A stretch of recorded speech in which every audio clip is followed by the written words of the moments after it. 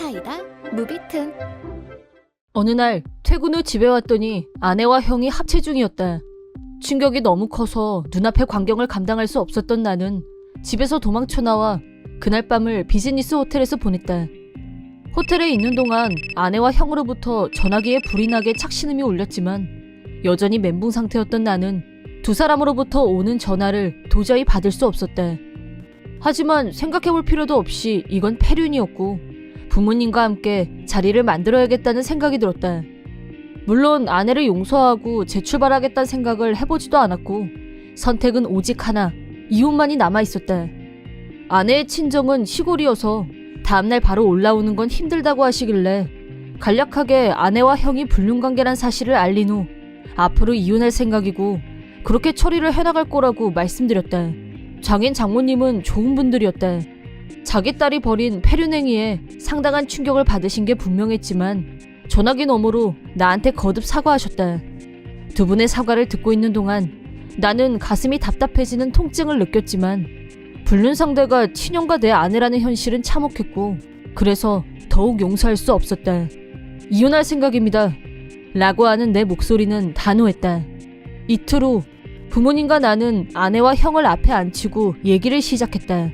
얘기를 시작하자 형은 불륜이 잘못인 건 인정하지만 남편이 너한테도 책임이 있는 거 아니냐며 반기를 들었고 원래도 정상적인 대화가 불가능한 설정이 더욱 흥분 상태가 되면서 아버지가 형을 한 대 쳤고 그러자 의외로 분위기가 차분해졌다. 형과 아내의 관계가 언제부터 시작됐는지도 하나의 관건이었는데 내가 아직 어린 우리 애의 DNA 감정이 필요할 것 같다고 하자 두 사람은 불륜은 최근의 일이라며 애는 틀림없는 내 아이라고 주장했다. 두 사람의 불륜 행각에 부모님이 받은 충격도 보통이 아니었는데 특히 아버지는 완전히 형한테 열이 받아서 완벽하게 내 입장에서 나를 대변했지만 이 와중에도 장남을 챙기는 건지 이게 큰애만 나무랄 일은 아니지 않냐는 어머니의 발언을 듣고 마음속에 선이 그어졌다. 양 진영으로 편이 갈라지는 동안 장인 장모로부터 아내에게 전화가 걸려왔고 아내는 무슨 사람이 부부싸움 좀 한 걸 가지고 멀리 있는 처갓집에까지 그새 고자질을 해? 왜 그렇게 생각이 없어? 라고 버럭 화를 내는 뻔뻔함. 생각이 없는 사람은 너거든? 남편 친형과 불륜을 한 주제에 그냥 부부싸움이라니. 아내의 태도로 봤을 때 나하고 이혼할 생각이 없는 게 분명했고 나는 그 모습에 다시 한번 충격을 받았다. 일단 그날 첫 대책회의는 몇 시간 만에 서로의 입장만 확인하고 끝이 났다. 나는 여전히 아내와 한 공간에 있고 싶지 않았고 계속 호텔에 묵고 있었는데 형한테서 아내와 두 번 다시 만나지 않을 테니 회사와 자기 친구들한테는 비밀로 해달라며 라인을 보내왔다. 자기 영역은 하나도 다치지 않게 해달라. 이토록 이기적일 수 있다니 헛웃음이 나왔다. 한 부모에서 나고 자란 형제로서 형의 실체가 이렇게 쓰레기일 줄은 몰랐다. 형한테 온 라인을 읽고 나자 아내한테서도 연락이 왔는데 아직 어린 자식도 있고 하니 용서해달라. 앞으로 이런 실수는 다시 하지 않을 거라며 사정했다. 아내는 자기가 아이를 데리고 둘이서 어떻게 살겠냐며 돈 걱정을 하는 것 같았는데 자기가 지은 죄는 생각하지도 않고 이혼을 하게 되더라도 아이 친권을 자기가 가질 생각이었던 건가? 나를 더욱 우울하게 만든 건 어머니의 연락을 받고 나서였다. 네 형이 잘했다는 건 아닌데 따지고 보면 이게 다 너랑 한심애가 사이좋게 잘 살았으면 이런 일이 왜 일어났겠냐고. 그리고 네 형이 무슨 돈이 있다고 위자료로 5천을 내놓으라고 그러는 거야? 정 받아야겠으면 형제간에 정이 있지. 적당히 받는 게 인지상정 아니겠니? 라고 역성을 드는데 속이 뒤집혀서 소리를 지를 뻔했다. 형제이기 때문에 더 용서할 수 없는 일이었다. 어머니는 형만 안 다치면 나는 어떻게 되든 상관없는 것 같았다. 그날 연락이 없었던 건 아버지뿐이었다. 나머지 세 사람은 돌아가면서 자기 이익을 챙기려고 혈안이 되어 있었다. 나는 이 사람들을 상대하는 것 자체에 진저리가 났다. 하지만 아내와 나 사이에는 아이가 있었기 때문에 손을 놓을 수는 없었다. 폐륜을 저지른 아내에게 아이의 친권을 넘겨줄 생각은 없었다. 2차 대책회의에는 장인, 장모님도 올라오셔서 전원이 모였다.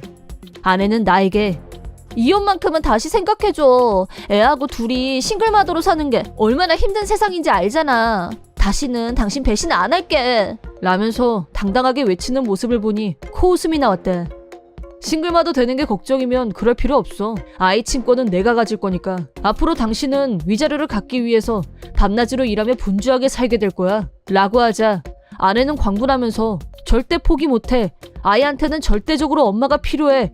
라면서 화를 냈지만 아내의 말이 채 끝나기도 전에 장인이 아내의 뺨을 후려쳤다.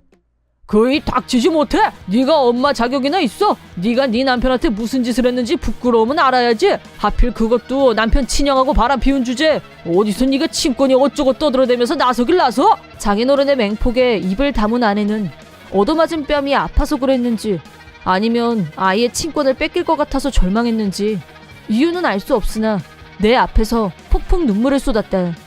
나는 아내의 우는 모습을 보면서 아무 감정이 일어나지 않았다. 이혼을 향해 아내와 형에게 각각 5천만 원씩의 위자료를 청구했다. 형은 일시불은 힘들고 앞으로 조금씩 갚아나가겠다고 했고 아내는 여전히 절대 이혼은 못한다며 억지를 부렸지만 장인이 윽박지르자 다시 오열했다. 어머니는 잠자코 있었지만 아버지는 그게 타당하다며 내 의견에 동의했고 장인 장모님도 마찬가지로 동의하셨다. 그렇게 해서 대책회의가 일단락됐다고 생각했는데 다음 날부터 형이 행방불명이 됐다. 즉 도망을 친 거였다. 처음부터 5천만 원을 갚을 생각이 없었으면서 차차 갚겠다고 일단 말해놓고 그 순간만 모면한 거였다. 형이 도망친 사실을 알게 된 건 형이 다니고 있는 회사에서 먼저 연락이 왔기 때문이다. 회사에서 형이 무단결근을 계속하고 있는데 무슨 이유인지 알고 계시냐는 전화였다. 회사에서는 형이 지금까지 무단결근을 한 전력이 여러 번 있어서 한 번만 더 무단결근하면 해고 처분을 내릴 거라고 경고한 지 얼마 안 됐다고 했다. 정말 어디까지가 바닥인지 알 수 없는 구제불능 인간이란 사실을 새삼 깨달았다. 형은 아무리 전화해도 받지 않았다. 그러자 어머니는 나한테 열을 내면서 네가 형을 못 살게 들들 볶으니까 형이 자취를 감춘 거잖아. 너 어쩔 거야? 요즘 세상에 흔한 게 불륜인데 그거 한번 눈 감아주면 좀 어때서? 라고 내 탓을 하는 어머니한테 나도 분노 폭발하기 일보 직전이었는데 아버지가 먼저 분노를 억누르며 낮은 목소리로 나가 라고 하셨다. 어머니는 아버지 입에서 그런 말이 나올 줄은 꿈에도 생각을 못했었다는 듯이 뭐? 라면서 아버지를 쳐다봤는데 아버지가 본격적으로 폭발하고 말았다. 나가라는 소리 안 들려? 당장 이 집에서 나가! 처음부터 당신 똥오줌 못 가리고 헛소리할 때부터 거슬렸어. 믿었던 지형한테 배신당하고 상처받은 애한테 지금 뭐 하는 거야? 이게 왜 얘 잘못이야? 명명백백 잘못은 얘가 아니라 그 두 연놈이야. 그 정도 분간도 못하는 여자랑은 같이 못 살아. 애 친권도 가져오고 내가 데리고 손주 키우면서 잘 먹고 잘 살 생각이니까 당신은 당장 내 눈앞에서 꺼져! 라는 폭풍 발언에 나도 놀랐지만 어머니는 더 놀란 모습이었다. 어머니는 뒤늦게 그런 뜻이 아니었다면서 수습하려고 했지만 이미 아버지 마음은 돌아선 후였다. 결국 어머니는 아버지한테 거의 쫓겨나다시피 해서 집을 나갔고 친정에 가서 의탁하는 처지가 됐지만 나는 동정하지 않았다. 징징거리며 매달리던 아내는 장인한테 얼마나 혼이 났는지 모르겠지만 마지막에는 이혼에 동의했고 열심히 돈 벌어서 위자료도 갚겠다고 약속해서 원만하게 이혼에 합의했다. 남은 건 형 문제를 처리하는 것뿐이었는데 전화도 안 받고 소재지도 모르고 어떻게 해야 할지 골머리를 썩이고 있었는데 뜻밖의 상황 전개로 형이 있는 곳을 알아내게 됐다. 결론적으로 말하면 형의 바닥 끝까지 내려간 인간성은 회사에서도 여실히 드러나 있었는데 예전에 형은 부모님이 아프신데 치료비가 모자라다며 동료한테 1,500만 원 정도의 돈을 빌린 적이 있었다고 한다. 그 돈을 이 핑계 저 핑계 대면서 뺀질뺀질 안 갚고 있다가 행방불명이 되자 그 동료가 바로 경찰에 신고했고 결국 경찰한테 잡혔다는 연락을 받고 형이 있는 곳을 알게 됐다. 이렇게까지 최악일 필요는 정말 없는 건데 형은 경찰에 체포된 후 회사에서 정식으로 해고됐다. 그런 형의 취미는 자동차였고 상당히 고급스러운 차를 갖고 있었기 때문에 그 차를 매각해서 내 위자료와 동료분에게 빌린 돈을 갚기로 했다. 전과 1범에 해고자 신분이 된 형은 아버지한테 절연당한 자식이 된 후 빈털터리가 되어 허름한 아파트에서 혼자 살고 있다. 전처는 5천만 원의 위자료를 갚기 위해서 새벽 알바에 저녁 청소일까지 종일 고된 노동에 시달리고 있는 모양인데 1도 동정하지 않는다. 나는 아이의 친권도 얻었고 아버지의 도움을 받으며 아이를 키우면서 앞만 보고 걸어갈 생각이다. 이번 영상은 어떠셨나요? 재밌게 보셨다면 구독, 좋아요에 댓글까지 달아주시면 감사하겠습니다. 그럼 다음 영상에서 만나요.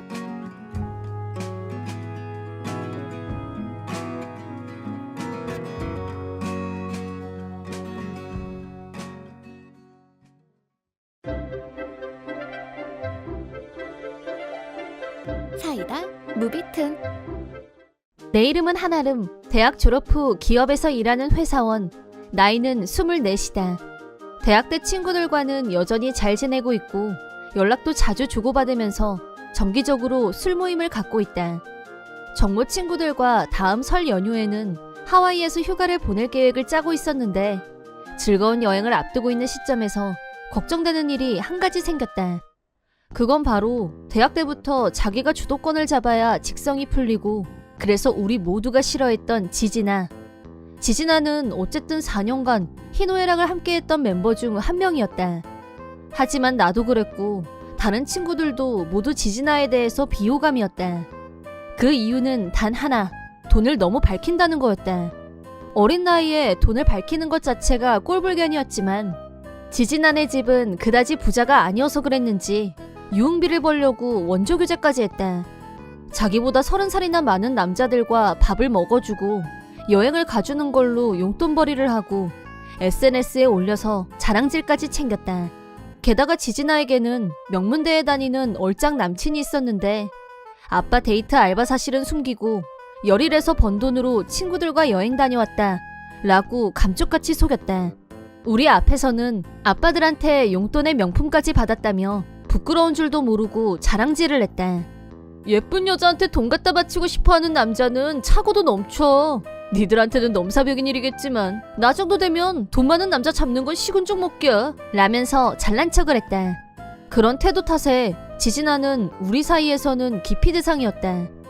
대학 졸업 후에는 지진아와 연락을 주고받는 사람은 아무도 없었지만 여전히 SNS에서 부지런히 자기 자랑질을 하는 건 다들 알고 있었다.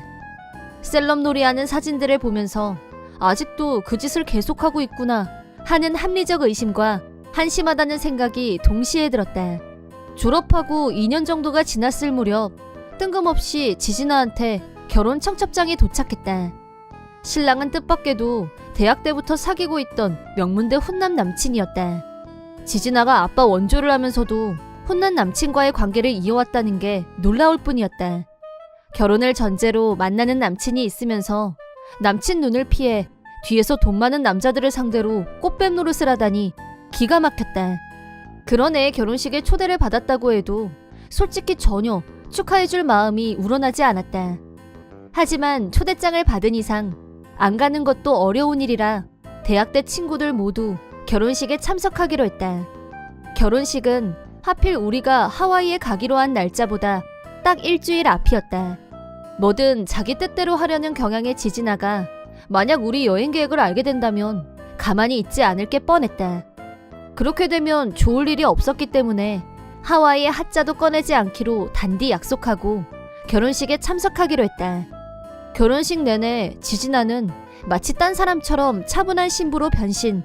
남편 앞에서는 저렇게 얌전을 떠는구나 하는 생각이 들면서 우리는 표정 관리하기가 참 힘들었다. 결혼식 이벤트로 신부가 부모님께 쓴 편지를 낭독하는 시간이 되자 편지를 읽으며 사실은 지금 임신 중이란 사실을 서프라이즈로 발표했고 장내에서 축하의 박수가 터져나왔다. 그러고 보니 지진아의 아랫배가 불룩 튀어나와 있었고 적어도 임신 초기는 아닌 걸로 보였다. 본인 말을 들어보니 배가 덜 나와서 그렇지 이미 임신 8개월이 넘어섰다고 했다. 우리는 아무리 지진아라고 해도 엄마가 되면 철 좀 나겠지 라는 말을 하면서 진심을 담아 축하해주기로 했는데 테이블에 인사를 돌면서 지진아가 우리 쪽으로 왔을 때 신랑이 잠시 자리를 비우자 니들은 어쩜 하나같이 솔로들만 있니? 넘나 불쌍. 니들도 하루빨리 우리 신랑처럼 멋진 남자 찾길 바래? 니들한텐 넘사벽이겠지만 누가 아니? 최선을 다해봐 라고 떠들었다. 그러더니 가다 말고 나 다음 주에 하와이로 신혼여행 가잖아 내가 사진 보낼 테니까 아무나 단톡방 좀 만들어. 라고 했다. 그때 친구들 중에 한 명이 실수로 다음 주면 우리 하와이 가는 날이랑 겹치는 거 아님? 라고 아차하는 실수를 저지르고 말았다. 그 말을 들은 지진아는 니들 같은 흙수저들이 웬 하와이? 물 흐리러 가니? 아, 니들 나 따라서 그러는 거구나? 그런다고 호박이 수박 될 것 같아? 꿍게, 내가 넘사벽이 뭔지 행복 절정이 뭔지 바로바로 SNS에 업데이트할게. 라고 하고 자리를 떴다. 지진아의 변함없는 무개념, 수준 이하의 발언을 하객 신분으로 당한 우리는 어이가 없어서 대꾸할 말도 찾지 못했다. 하와이 여행 당일 그 넓은 하와이 땅에서 설마 부딪히기 할까? 우리는 지진아는 잊고 여행만 즐기기로 했다. 본격적으로 휴가를 즐기기 시작했을 때 우리 셋의 핸드폰이 동시에 울렸다. 지진아가 자기 마터니티 포토를 우리에게 동시에 보낸 거였다. 라인에는 하와이에서 마터니티 포토 촬영은 필수지 라는 메시지가 첨부되어 있었다. 하와이까지 와서 지진아 자랑질을 감상당할 이유는 없었기 때문에 우리는 지진아의 라인을 알림 끄기로 설정한 후 휴가 모드에 들어갔다. 여행 마지막 날 피부가 까맣게 그을린 우리는 공항에서 기념품 구경도 하고 카페에서 차를 마시면서 남은 시간을 여유있게 보내고 있었다. 그러다 갑자기 지진아 생각이 났고 별 생각 없이 라인을 체크했는데 지진아가 니들 왜 아무도 라인을 안 보는 거야? 나 하와이에서 진통 와서 난리 났거든? 보험 적용 외란이 폭망이야. 1억을 내라는 게 말이 돼? 돈 좀 빌려줘. 대충 이런 내용의 라인이 몇십 개나 와 있었다. 내가 이것 좀 보라고 하자 모두들 같은 내용의 라인을 받았다고 했다. 여행 첫날 지진아 라인의 알람을 꺼버렸기 때문에 아무도 모르고 있었는데 지진아는 여행 첫날에 우리한테 마터니티 포토로 자랑질을 한 후 진통이 온 모양이었다. 당연히 우리는 지진아한테 빌려줄 돈 같은 건 없었고 단체로 일십, 핸드폰 전원을 꺼버리고 비행기에 올랐다. 귀국하고 얼마 후 모르는 번호로부터 전화가 왔는데 발신자는 뜻밖에도 지진아의 남편이었다. 우리한테 물어보고 싶은 말이 있다고 해서 카페에서 만나기로 하고 셋이서 같이 약속 장소로 나가자 지진아 남편과 중년 남성이 기다리고 있었다. 남편분이 이렇게 나와주십사 무리한 부탁을 해서 죄송합니다. 이분은 변호사십니다. 라고 하더니 우리를 부른 이유에 대해서 설명을 시작했다. 하와이에서 예정일보다 2개월이나 빨리 출산을 하게 된 지진아는 미숙아를 낳고 아직 입원 중이라고 했다. 일단 무사히 출산을 마친 지진아가 누군가와 끝도 없이 라인을 주고받길래 그 모습이 신경 쓰여서 몰래 핸드폰을 봤더니 우리한테 돈을 빌려달라고 한 것 외에도 다른 사람들, 즉 원조교제 아빠들에게 보낸 라인을 발견했다는 거였다. 출산하고 나서도 우리 관계는 계속 유지할게. 내 몸값으로 1억 줄 수 있지? 라는 내용을 보고 경악한 남편분이 지진아에게 사실을 추궁했지만 무슨 말인지 모르겠다며 모르쇠로 일관했다고 한다. 혼자서 먼저 귀국한 남편분은 변호사를 고용해서 지진아의 불륜 조사를 시작했고 우리한테도 사실 여부를 확인하고 싶어서 부른 거라고 했다. 우리는 지진아가 대학 시절부터 일명 아빠 데이트란 원조 교제를 했다는 것과 그 남자들한테 어떤 것들을 받아내고 우리한테 뭐라고 했었는지에 대해서 알려줬다. 친구 중 한 명이 지진아가 아빠 데이트를 할 때 같이 갔던 적이 있다며 한 아저씨의 신상 정보를 남편분에게 알려줬다. 감사합니다. 큰 도움이 될 것 같습니다. 라고 경쾌하게 대답했지만 표정은 한없이 어두웠다. 한 달 후 남편분한테 연락이 왔는데 그 뒤 어렵지 않게 불륜 상대를 특정해냈고 지진아가 장기간 불륜 행위를 해왔다는 게 증명됐기 때문에 이혼 수속을 하게 됐다는 내용이었다. 특히 DNA 감정을 한 결과 태어난 아이는 불륜 상대의 아이였다는 게 밝혀졌기 때문에 두 사람에게 거액의 위자료를 청구했다고 한다. 양육비는 불륜 상대가 지불하기로 합의를 보고 지진아는 싱글마더가 됐다. 하와이에서 출산을 하게 된 지진아는 미숙아로 태어난 아이가 아직 태어날 수 있는 단계가 아니어서 병원비가 날마다 늘어가고 있다고 한다. 남편분을 통해서 자기 딸의 그간의 행적을 알게 된 지진아의 부모님은 격노했고 퇴원하고 돌아와도 지진아를 반겨줄 곳은 없어 보인다. 오랫동안 아빠 원조 관계였던 50대 남성은 가정이 있는 남자였고 지진아가 자기 몸값으로 1억을 요구하자 가정을 깰 생각은 없다면서 관계를 정리당했다고 한다. 병원비는 아마 빚을 내서 지불하지 않으면 안 될 거고, 앞으로 그 빚들을 갚아나가면서 혼자서 아이까지 키우려면 지진아의 앞으로의 인생은 고생문이 활짝 열린 거나 다름없었다. 결국 지금까지 자신이 살아온 인생을 후회하게 되겠지. 그 후 우리가 지진아를 다시 만나는 일은 없었다. 우리 셋은 여전히 정기적으로 만나서 서로 사는 얘기를 들어주고 있다. 그때마다 지진아 얘기는 양념처럼 등장해서 이제는 웃으면서 얘기할 수 있을 정도가 됐지만, 그래도 다시 보고 싶은 마음은 1도 없어 라는 게 고정 멘트처럼 돼버렸다. 이번 영상은 어떠셨나요? 재밌게 보셨다면 구독, 좋아요에 댓글까지 달아주시면 감사하겠습니다. 그럼 다음 영상에서 만나요.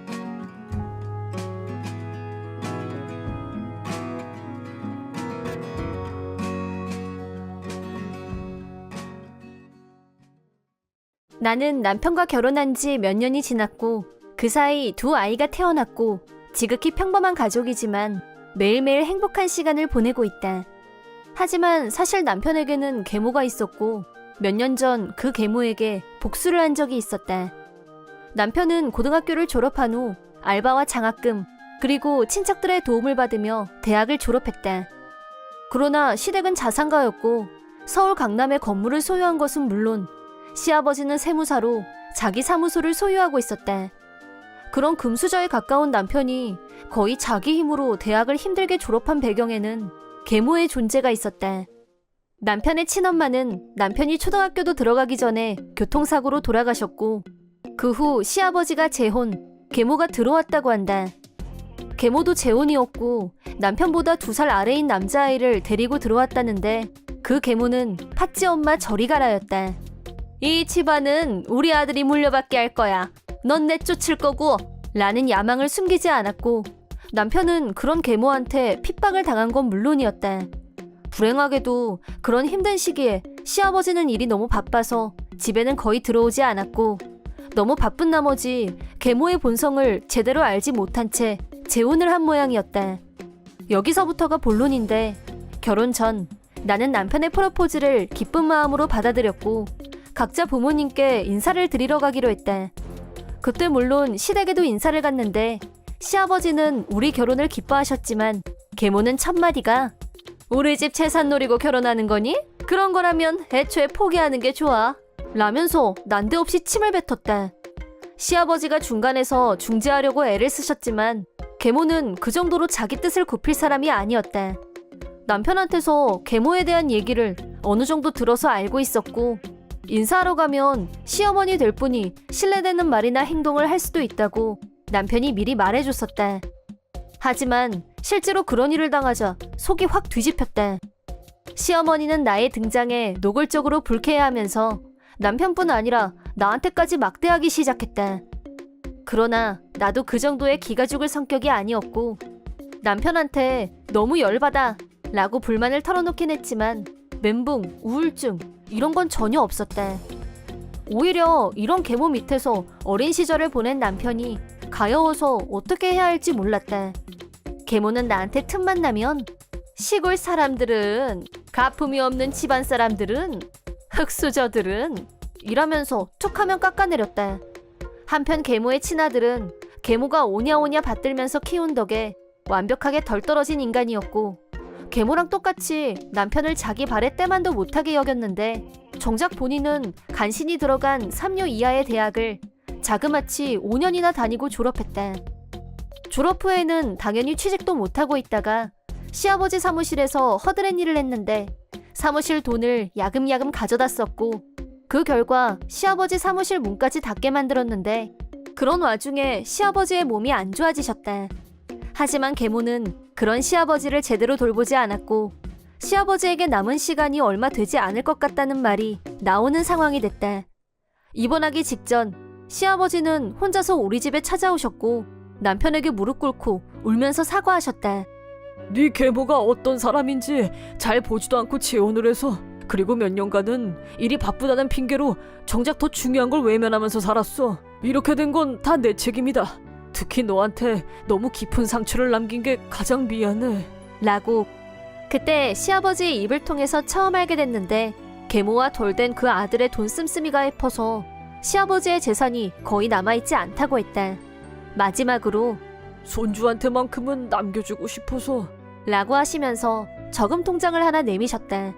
오래전부터 모아오신 돈으로 보였고 통장에는 꽤 큰 금액의 돈이 들어있었는데 최근에 들어서는 아주 적은 금액을 입금하신 게 통장을 보니 알 수 있었다.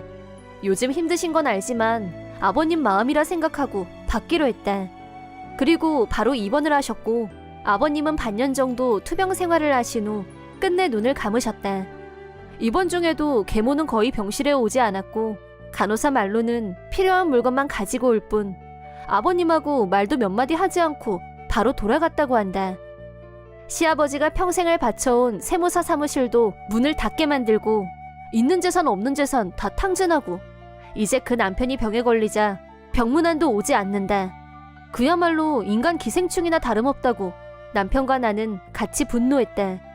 아버님을 떠나보낸 후 시아버지와 예전부터 잘 알고 지내시는 변호사분을 모시고 앞으로의 일에 대해서 어떻게 대처할지 얘기했다.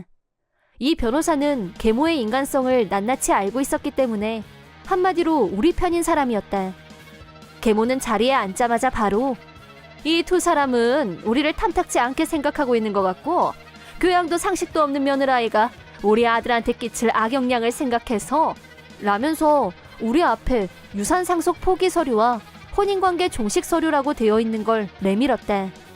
여기에 지금 당장 사인들에 동석하고 있던 변호사님의 표정이 완전 무표정으로 변해 있었다. 그때 내가 그렇게 하자. 저 사람들하고 인척관계 정리하면 우리도 좋잖아. 그래 맞아. 이제 당신들하고 정말 끝입니다. 남편이 서류에 거침없이 사인하는 모습을 계모도 그 아들도 만족스럽게 쳐다보고 있었다. 사인이 끝나자 변호사가 서류를 받았고 그럼 이걸로 라고 하고 자리에서 일어났다. 조용한 표정이었지만 계모에 대해 분노하고 있는 게 느껴졌다. 시아버지와 오랜 벗이었으니까. 이 집은 내 집이니까 니들도 어서 여기서 나가 라고 호령하는 계모에게 네? 라고 나, 남편, 변호사는 일제히 반격했다. 이 집은 남편 명의의 집인데요? 여긴 제 어머니의 친정집입니다. 뭐? 말도 안 돼. 사실입니다. 그리고 남은 재산은 없습니다. 그동안 지출이 꽤 화려하시더라고요. 그런 의미에서 방금 여사님이 요구한 서류는 큰 의미가 없다고 볼 수 있죠. 있다면 서로 관계가 깔끔하게 정리된 정도? 말 같지도 않은 소리. 전처집이란 말은 들은 적이 없어. 그동안은 아버지가 살고 계셔서 집세를 안 받고 있었는데 아무 관계도 아닌 사람이 살고 있으면 얘기가 달라지겠죠. 그럼 우리더러 어디 가서 살라는 거야? 내 말에 여긴 우리 집이야. 이거 왜 이래? 그건 법적 근거가 없는 주장입니다. 차가운 눈빛으로 두 사람을 노려보며 변호사님이 엄중하게 말했다. 그러고는 우리 둘을 보며 정중하게 다시 연락하겠다는 말을 남기고 먼저 나가셨다. 우리도 더 이상 남은 용건이 없었기 때문에 자리에서 일어났다. 여보, 우리도 가자. 집 비우는 날은 변호사님 통해서 다시 연락드릴게요. 이제 서로 아무 사이도 아닌데 굳이 직접 찾아와서 말씀 전하고 그러지 않아도 되잖아요. 이사 준비는 서둘러 주시고요. 잠깐! 너희 이제 부잔데 이런 문제쯤은 해결해 줄 수도 있는 거 아니니? 미운 정도 정인데 가족끼리 이러면 안 되지. 안 그래? 어머? 좀 전에 무슨 서류에 사인했는지 벌써 까먹으셨어요? 가족이라뇨. 우린 남남이에요. 시아버지가 계셨다면 저희가 도와드릴 수 있는 건 도와드렸겠지만 아무 상관없는 남한테까지 굳이 그럴 필요가 있겠어요? 솔직히 갚을 것도 없고요. 제가 받은 건 시어머니 갑질밖에 없어서요. 아이고야, 그건 내가 미안했고 지금은 네가 날 도와야 될 상황이잖아. 재산이 하나도 없다는 것도 무슨 소리냐고. 그깟 서류 종이 쪼가리 찢어버리면 그만이지 왜 자꾸 물고 늘어지니? 됐고요. 앞으로 서로 만날 일도 없을 것 같고 하니까 마지막 인사하고 끝내죠. 안녕히 계세요. 멘붕 상태인 두 사람을 남겨두고 우리는 집에서 나왔다. 남편이 어려서부터 받았던 서름을 이제야 되갚아준 기분이 들어서 속이 시원했다. 그 후 시댁 근처에 아직 살고 있는 남편 친구들에게 동네에 소문 좀 내 라고 하면서 자초지종을 알려줬다. 계모의 악덕을 모르는 친구는 한 명도 없었기 때문에 소문이 퍼지는 건 순식간이었다. 시댁은 인근 자산가가 자기 딸을 위해서 구입하겠다고 나섰고 덕분에 일사천리로 매매 계약을 마쳤다. 계모는 안 된다며 난리를 쳤지만 이 집은 남편 친모의 재산이었고 계모에게는 어떤 권리도 없는 관계로 강제 퇴거 조치를 취했다. 자기 아들을 데리고 이사를 한 후 아들 며느리한테 재산을 다 빼앗긴 불쌍한 시어머니인 척 연기를 했다는데, 하지만 그 동네엔 내가 아는 지인이 살고 있어서 곧 팩트가 페이크를 덮었고 아무도 시어머니를 상대하려고 하지 않았다. 나중에 변호사님한테 들은 바로는 계모와 멍청이 아들은 여전히 시아버지 재산이 어디 있을 거라고 생각했고 우리 남편하고는 남남이겠다, 남은 재산은 다 자기들 거라면서 카드를 신나게 긁고 다녔다는데, 카드 대출도 최고 액수로 받아서 빌릴 수 있는 한 최대로 돈을 끌어와서 펑펑 쓰고 다녔다고 한다. 하지만 시아버지한테 남은 재산 같은 건 없었고 그 돈들은 고스란히 빚으로 돌아왔다. 어리석음의 극치가 아닐 수 없다. 계모는 그동안 전업주부로 살면서 세상이 어떻게 변하는지도 모르고 살다가 이제야 세상이 얼마나 험한지 생생하게 알게 될 테지만 당신한테는 그것도 약하다는 거. 멍청한 아들은 일할 능력이 제로란 건 세상이 다 알고 있지만 본인들은 모르는 듯하니 앞으로 주제 파악을 하면서 고생 좀 하길 바란다. 나는 아빠와 둘이 살고 있다. 엄마는 몇 년 전에 병으로 돌아가셨고 그 뒤로 아빠와 둘이서 살고 있다. 아빠가 하시는 일이 있었기 때문에 경제적으로 힘들다거나 하는 일은 없었지만 사랑하는 엄마의 부재는 내 마음속에 영원한 빈자리를 만들었다. 엄마가 돌아가셨을 당시 나는 아직 대학생이었는데 졸업 후에 무슨 일을 할까 진로에 대해 고민 중이었다. 아빠는 자기 회사에 취직하면 되지 않냐고 했지만 낙하산 취급받는 게 싫어서 내가 정한 회사에 취직하기로 결심했다. 그런데도 아빠는 나를 좀 더 편하게 해주려는 생각에서였는지 계속해서 아빠 회사로 오라고 권유했지만 내 생각은 흔들리지 않았다. 나는 한 회사에 지원하기로 결심했고 1차 서류 심사를 가볍게 통과, 순조롭게 진행되고 있다고 생각했었다. 2차 면접도 통과하고 최종 면접만 남았다. 면접 당일 떨리는 마음으로 회사에 갔다. 회사에 도착해서 보니 많은 사람들이 최종 면접을 위해 모여 있었다. 나도 그 사람들 틈에 들어가서 대기석에 있는 내 자리에 앉았다. 잠시 후 차례차례 사람들이 호명됐고 드디어 내 순서가 됐다. 떨리는 마음으로 면접장으로 들어가자 4명의 면접관이 있었는데 그 중에서도 제일 인상이 안 좋아 보이는 면접관이 내 이력서를 보면서 질문을 시작했다. 자네는 어머니가 안 계신가? 네, 현재 아버지와 둘이서 살고 있습니다. 그러자 내 이력서를 펄럭펄럭 무의미하게 흔들면서 혹시 말이야, 고생담으로 동정심 유발해서 점수 딸 생각을 갖고 있나? 면접관의 막된 태도에 놀라서 가만히 있었는데 거기서 멈추지 않고 분명히 말해두는데 우리 회사는 눈물 콧물 흘려서 들어올 수 있는 데가 아니야. 편부수라면 가정교육도 제대로 못 받고 자랐을 테고. 막말이 심하다고 생각했지만 면접 자리인지라 꾹 누르고 참았다. 하지만 이 면접관은 끝내 선을 넘었고 용서할 수 없는 수위에 발언을 했다. 지금 입고 있는 정장도 다 낡아 빠졌네. 면접 때 입으로 한 벌 살 돈도 없어? 불쌍하긴 한데 편부스라 해서 제대로 된 가정교육도 못 받고 가난해서 열등감에 찌든 사람은 우리 회사엔 안 어울려. 불합격! 라고 하더니 마치 집 없는 개를 쫓아내듯이 손으로 허이허이 나가라는 신호를 보냈다. 심한 모욕감을 느낀 나는 면접장에서 뛰쳐나왔다. 취하를 하면서 처음으로 면접을 본 회사에서 그런 부당한 취급과 막말을 듣다니 충격이 너무 커서 진정이 안 됐다. 집으로 직행해서 내 방에 틀어박혀 있었는데 저녁 때 아빠가 집에 오시더니 면접은 잘 봤니? 긴장하진 않았고? 라고 다정하게 물으셨다. 오늘 면접장에서 있었던 일을 도저히 아빠한테 말할 엄두가 안 나서 처음이라 긴장해서 잘 못 본 것 같아 라고 둘러댔지만 억울하고 처음이라 면접장에서 어떻게 대처해야 하는지 잘 몰랐던 것도 분하고 눈물이 확 나올 것 같아서 서둘러 방문을 잠갔다. 아빠한테 말을 못한 건 한 가지 이유가 더 있어서였는데 면접관이 비웃었던 내 정장은 면접을 잘 보라면서 아빠가 나한테 일부러 꺼내준 엄마의 유품 중 하나였다. 엄마가 입었던 옷이니까 오래된 건 사실이지만 아직도 입을만 했고 아빠가 오늘 잘 입고 다녀오라고 클리닝까지 해주셨었다. 돌아가신 엄마를 욕보인 기분이 들어서 감정이 북받쳐 올랐다. 그 면접관은 면전에 대고 불합격이라고 낙인을 찍었는데 이 얘기를 아빠한테 어떻게 해야 하나 고민하다가 잠이 들었대. 다음날 아침 일어나 보니 아빠는 보이지 않았고 어제 면접에서 받은 충격 때문에 아빠 말대로 아빠 회사에 취직해버릴까 하는 생각도 들었대. 그때 핸드폰이 울렸고 누구한테 온 전화지? 하고 받았는데 어제 면접을 봤던 회사에서 온 전화여서 깜짝 놀랐다. 내가 여보세요라고 하자 저쪽에서 무슨 일이라도 난 것처럼 허둥대면서 무조건 회사로 와달라고 부탁했대. 이유를 먼저 물어보려다가 무조건 와달라는 말에 가서 물어보자 하고 어제 그 회사에 다시 갔대. 안내데스크에 가서 연락을 받고 왔단 말을 하자 담당자가 이쪽으로 오시라며 엘리베이터로 안내했대. 대체 나를 어디로 데리고 가는 건가 불안불안했는데 안내된 곳으로 들어가려다 보니 사장실이었대. 깜짝 놀라고 있는데 안에는 어제 봤던 그 면접관이 있었대.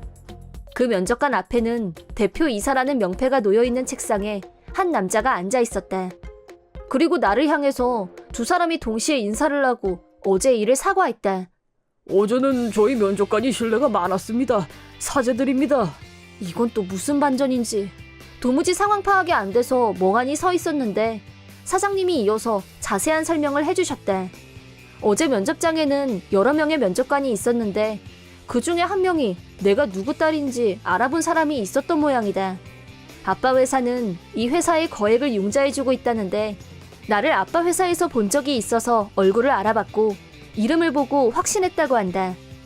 그 사람은 내가 울먹이면서 면접장을 뛰쳐나간 후 막말 면접관의 일을 아빠한테 직접 전화해서 죄송하다고 사과드렸다는 말도 들었다.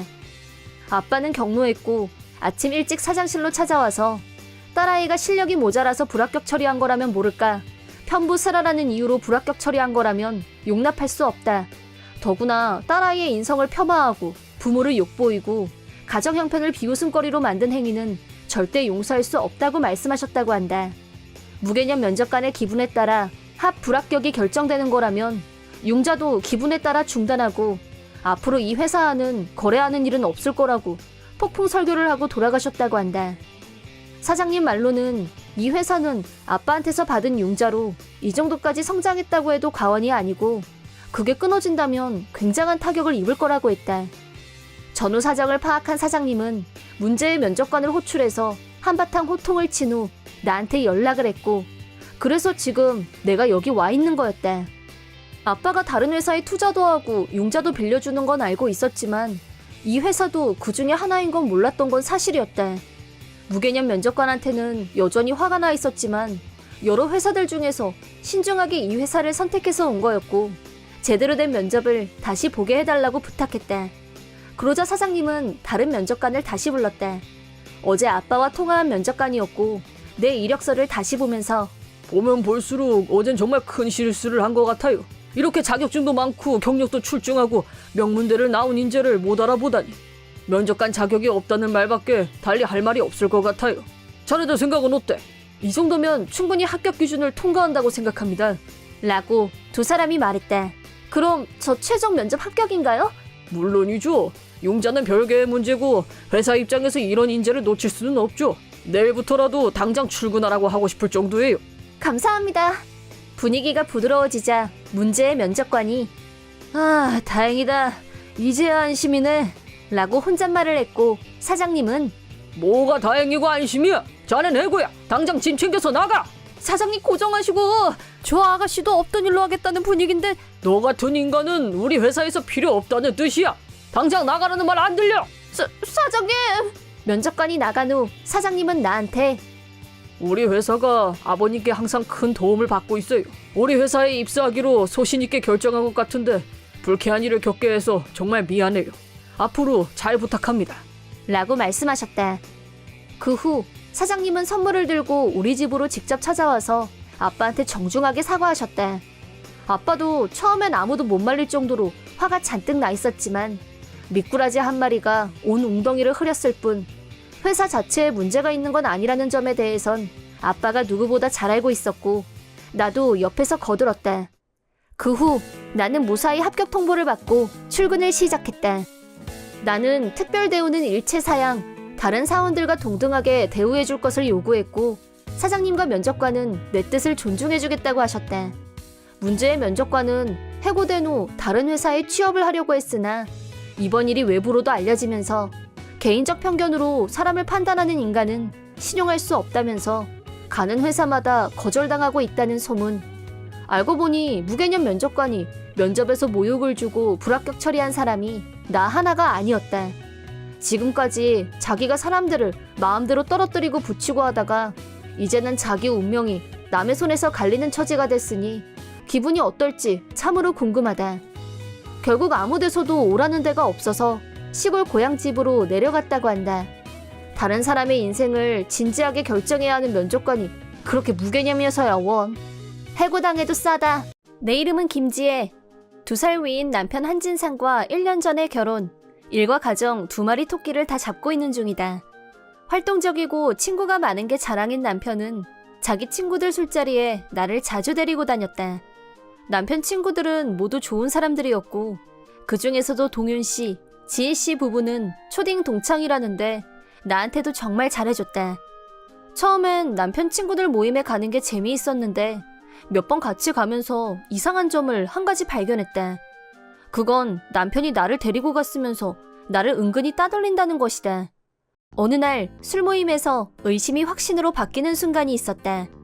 고딩 때 걔 있잖아. 김나영이라고. 기억하지 그럼. 까마득하다. 너네 걔가 나 좋아했었던 거 알아? 야, 넌 지혜씨 앞에서 그런 얘기를 왜 해? 뭐 어때? 괜찮아. 옛날 친구들끼리 옛날 얘기하는데 그런 거 따지면 재미없지. 그리고 나 나영이랑 친했는데 그런 얘기 한 번도 못 들었어. 그래? 아 그럼 너네 중딩 때 야구부 코치쌤 기억나지? 야 한진상, 너 매번 지혜씨는 모르는 얘기만 자꾸 꺼내는데 그거 별로 안 좋아 보여. 다 같이 재밌는 얘기를 해야지. 그건 어쩔 수 없는 거지. 지혜는 우리 동창이 아닌데 옛날 얘기 모르는 건 당연하고 그냥 듣기만 하면 되지 뭘 그래. 됐다. 우린 다른 자리에 앉을 테니까 니들끼리 옛날 얘기 실컷 해. 왜 화를 내고 그래? 네가 잘못했어. 내가 뭘 잘못해? 다른 자리로 옮긴 후 지희씨가 나한테 미안하다고 했다. 미안해요. 소외감 느꼈죠. 따돌리는 것도 아니고 왜 저러나 몰라. 실은요, 진상씨가 전부터 일부러 저를 왕따시키는 것 같다는 생각이 들었어요. 쟨 대체 왜 저렇게 철이 없나 몰라.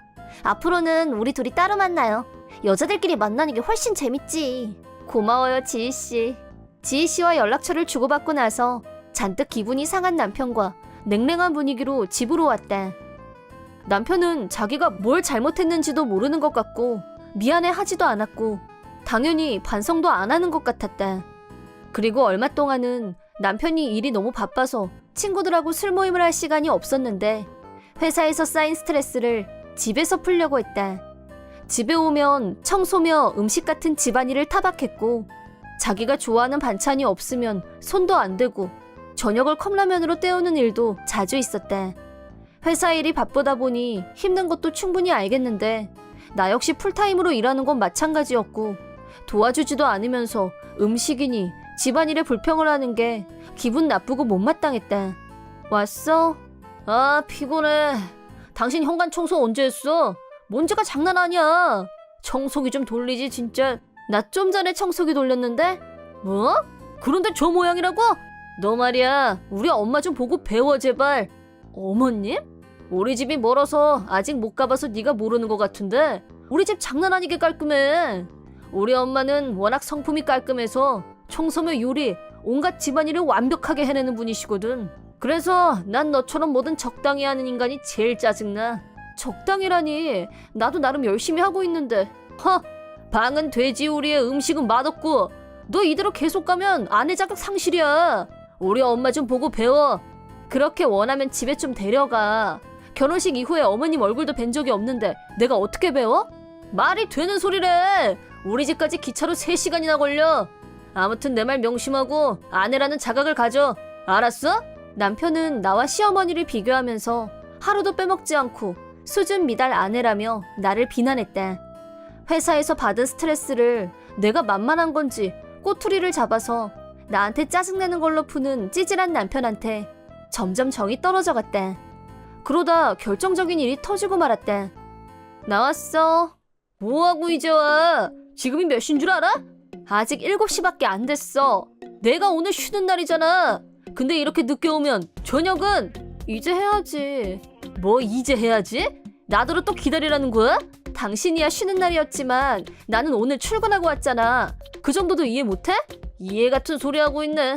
내가 쉬는 날인 거 알았으면 더 빨리 집에 왔어야지. 집안일이라고 제대로 하는 것도 없으면서 누려 터져서는 무슨 말을 그렇게 해? 쉬는 날이면 당신이 좀 할 수도 있잖아. 나도 직장인이야. 우리 엄마는 풀타임으로 일하면서도 요리며 집안일 혼자서 완벽하게 해냈어. 네가 무능한 거지. 아 짜증. 기어이 선을 넘는구나. 그렇게 생각한다면 내가 이 집에서 나갈게. 마음대로 해. 나갔다 와도 절대 다시 안 받아줄 거야. 그러더니 남편은 나를 내쫓았고 문을 잠가버렸대. 막상 갈 곳이 생각나지 않았고 친구 집에 가서 신세를 질까 생각했지만 한 가지 꼭 확인하고 싶은 일이 있어서 지희 씨한테 연락을 했대. 전화로 상황을 얘기하자 지희 씨가 놀라서 달려왔고 엉겁결에 지희 씨 집에 가서 신세를 지기로 했대. 지희 씨는 억울하고 답답해하는 나를 위로해줬고 차분하게 얘기를 들어줬대. 한진상 완전 최악이다. 옛날엔 그런 애 아니었는데. 그래요? 학교 다닐 때는 엄청 활달하고 명랑했어. 애들 앞에서 몸개그하면서 웃기는 짓도 잘하고. 그땐 인기도 많았어. 우리 부부하고는 그때부터 친했고. 근데 서울에 올라온 후로는 애가 갑자기 자기 과시형으로 변하더라? 남들보다 우월하게 보이려고 거짓말까지 하고. 나하고 동윤이도 사실 진상이하고 거리를 두려고 생각하고 있었어. 그랬었구나. 저기요, 저 꼭 물어보고 싶은 게 있거든요. 뭔데? 진상씨 어머니요. 어떤 분이세요? 직장일, 집안일, 요리도 전부 완벽하게 하는 분이라고 들었는데 그게 사실인지 궁금해서요. 한진상 그런 거짓말까지 한 거야? 한진상 엄마랑 우리 엄마랑 완전 친한 사이거든? 엄청 웃기고 매사가 적당히 줄곧 전업주부셨는데 아무튼 엄청 재밌는 분이야. 너한테 좋은 생각 있어. 지희 씨는 자기 친정 어머니한테 전화해서 바람도 쐴 겸 우리 시어머니랑 같이 놀러 오라는 제의를 했대. 그러자 한 달 후에 우리 시어머니랑 같이 오시겠다고 연락이 왔대. 나는 그 날짜에 맞춰서 이혼 준비를 시작했대. 입만 벌리면 구라인 입벌구에 언어폭력, 갑질 남편과는 끝낼 생각이라고 지희 씨에게 말하자 복수극에 자기도 동참하겠다고 했대. 그때까지는 어쩔 수 없이 남편이 있는 집으로 돌아가서 일단 조용히 지내는 척하기로 했대. 무슨 일이 벌어질지 전혀 모르고 있는 남편은 매일 나한테 갑질을 했고 나의 분노 게이지는 빨간불이 켜진 지 오래였대. 하지만 멋지게 복수하기 위해서는 참고 견뎌야 한다는 일념으로 한 달간 이를 악물고 버텼다. 그리고 한 달 후 지희 씨 어머니와 시어머니가 놀러 오셨다는 연락을 받고 우리 부부와 지희 씨 부부는 각각 회사에 휴가를 내고 다 같이 모여서 식사를 했다. 테이블에 마주 앉아 식사를 하는 내내 남편은 시어머니가 말을 할 때마다 가시방석에 앉은 얼굴을 냈다. 시어머니는 누가 봐도 남편이 입이 닳도록 자랑하던 완벽한 아내와는 거리가 먼 분이었고 남편이 무안해할만 했다. 분위기가 무르익자 지희 씨가 시어머니에게 옛날 추억을 소환했다. 근데요 아줌마, 요즘은 청소 열심히 하세요? 설마 요즘도 쓰레기 천국에서 사는 건 아니죠? 내가 청소를 열심히 할 사람으로 보이니? 그래도 쓰레기 천국은 좀 심했다 얘. 엄마 좀! 아줌마 명색이 평생 전업주부면 청소 정도는 해줘야죠. 게으름의 대명사잖아. 그래도 내가 성격은 좋잖아. 엄마! 진상아, 왜 소리를 질러? 얼굴까지 빨개져서? 말 좀 가려서 해. 그동안 나한테 한 말 다 뻥이었네? 아니야 그런 거. 입만 열면 구라해. 나한테 함부로 하고 매일 욕하는 사람과는 인생을 함께 할 수 없어. 당신하고는 이혼이야. 뭐? 농담이지? 당신 갑질 참아주는 것도 여기까지야. 구라? 갑질? 대체 이게 다 무슨 소리니? 나는 지금까지 남편한테 당해왔던 일을 시어머니한테 모두 말했다. 그러자 밝고 웃음이 끊이지 않던 시어머니가 경로. 남편 멱살을 잡고 밖으로 끌고 나가시더니 쩌렁쩌렁한 목소리로 설교를 시작하셨다. 잠시 후 지희 씨와 동윤 씨까지 가세해서 평소에 얼마나 문제가 많았는지 폭풍 설교를. 남편은 시어머니가 시키는 대로 나한테 미안하다고 했지만 이미 분노 게이지가 최고치를 찍은 나는 면전에 이혼 서류를 던져주고 집으로 와버렸다. 이미 심리적 이혼 준비를 마친 상태였던 나는 남편이 집에 오기 전에 짐을 챙겨서 집에서 나왔다. 남편은 계속해서 전화며 라인으로 미안하다고 했지만 나는 사과를 받을 생각이 없었고 이혼 의사를 확실히 했다. 그 후 시부모님까지 나를 찾아오셔서 미안하다고 하셨지만 나는 돌이킬 수 없다는 말씀밖에 드릴 수가 없었다. 남편에 대한 시부모님의 분노도 보통이 아니었는데 나한테 위자료로 남편이 받을 유산의 80%를 주라고 명령하셨다. 그 덕분에 새 아파트로 이사를 할 수 있게 된 나는 내 마음이 이끄는 대로 오직 나만을 위해 살기로 했다. 지희 씨 부부도 한진상과는 거리를 두었고 나와는 이혼 후에도 좋은 관계를 유지하고 있다. 지희 씨 말로는 한진상은 부모님한테도 친구들한테도 외면받게 되자 그 분위기가 다운됐고 마지막으로 만났을 때는 진심으로 반성하는 모습이었다고 했다. 그렇다고 해도 내가 그 남자와 다시 만날 일은 없겠지만 제발 생각도 성격도 고쳐서 앞으로 잘 살길 바랄 뿐이다. 내 이름은 왕조이. 35살의 싱글마더로 고등학생인 아들과 친정에서 살고 있다. 부모님, 아들 진우와 나, 네 식구이며 부모님은 식당을 경영하고 계신다. 나는 풀타임으로 일하고 있고 아들아이도 학교 다니면서 알바도 하고 모두가 바쁘게 살고 있기 때문에 집안일은 가족 모두 분담해서 했고 그게 우리 가족에겐 상식이었다.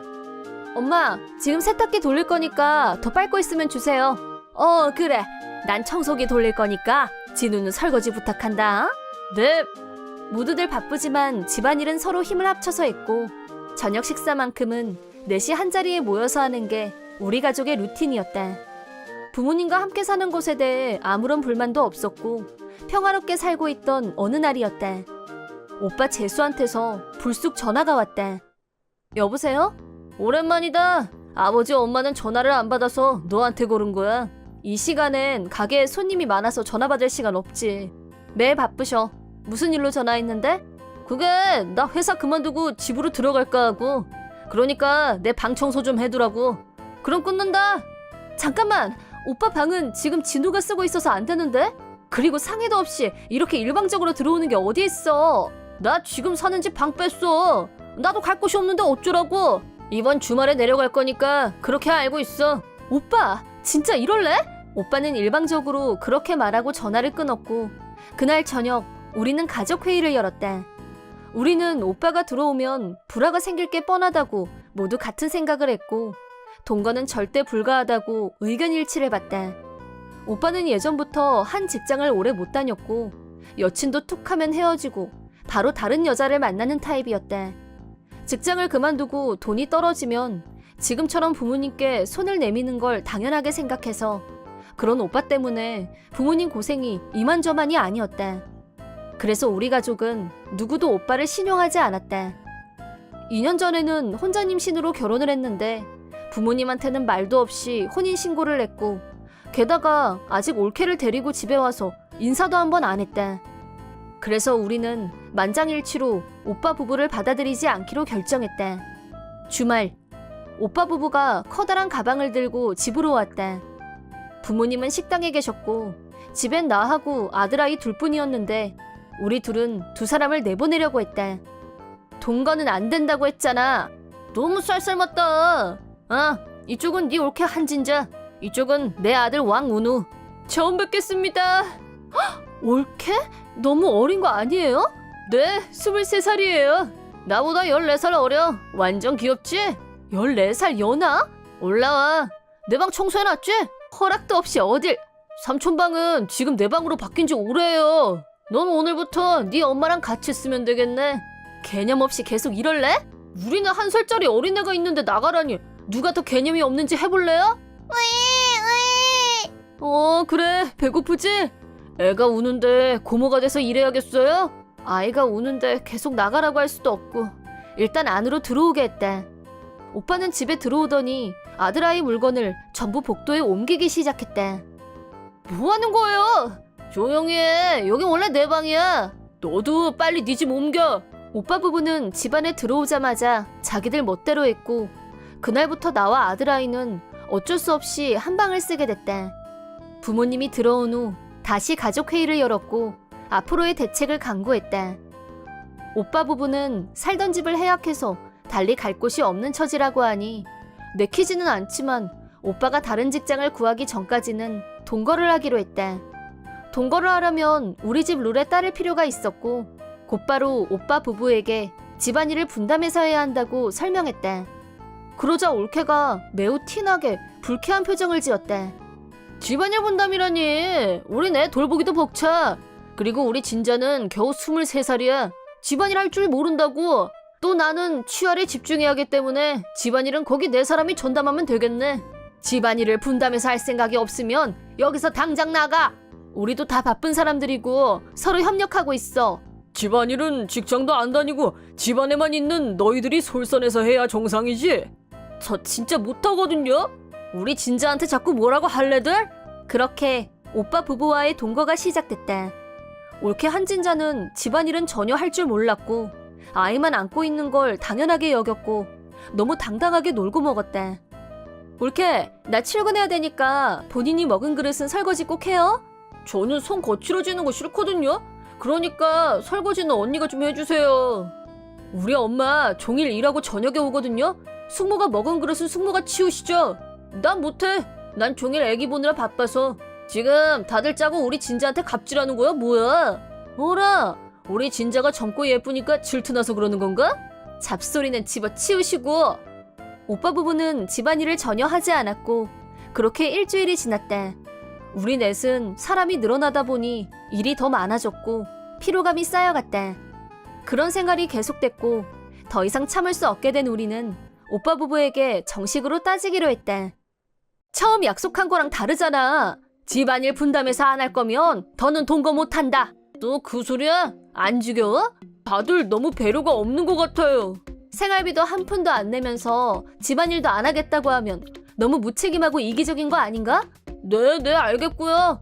아, 방금 좋은 생각 났어요.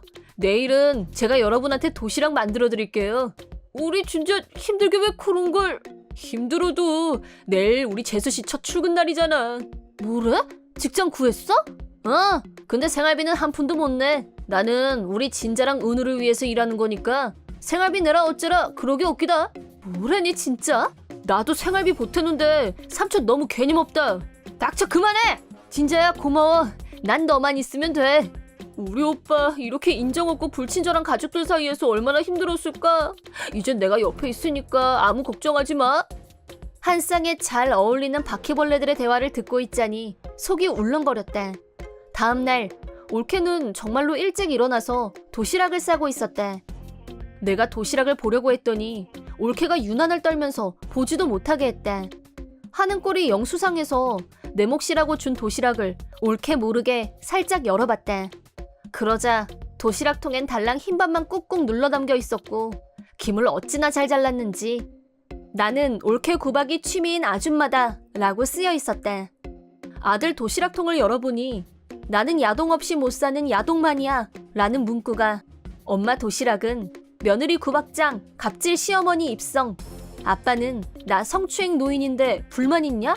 라는 문장이 그걸 보자 머리끝까지 화가 치민 나는 인증사진을 찍어놓고 전부 보자기에 싸서 아침에 늦잠을 자고 허둥지둥 달려나가는 오빠한테 전부 줘버렸다.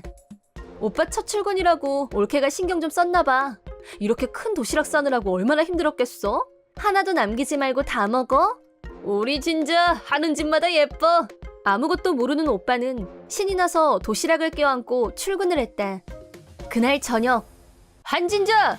너 그 도시락 뭐야? 내가 힘들게 새 직장을 구했는데 재 뿌리는 것도 아니고 그렇게밖에 못하겠냐 진짜?